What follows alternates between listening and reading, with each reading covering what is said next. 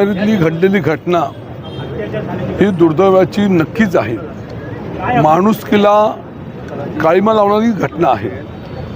स्त्री म्हटली ती आपली ती मुलगी असते, आई असते, बहीण असते आणि अशा मुलीवरती अशा तऱ्हेचा अत्याचार करण्याचा प्रयत्न करणं हे एकदम निंदनीय आहे. म्हणजे तुम्हा आम्हा सर्व मंडळीला मान खाली घालण्यासारखं कृत्य या ठिकाणी घडलेलं आहे. अशा असलेल्या ह्या व्यक्तीचा जो काय विषय आहे तो ठेचूनच काढला पाहिजे, त्याला कापून टाकलं पाहिजे, अशा तऱ्हेच्या भावना सर्व संतप्त जनतेच्या आहेत. आणि म्हणून अशा नराधमाला जनता माफ करणार नाहीच आहे, पण कोणी भविष्यामध्ये माफ करून अशा तऱ्हेच्या आमच्या भावना आहेत.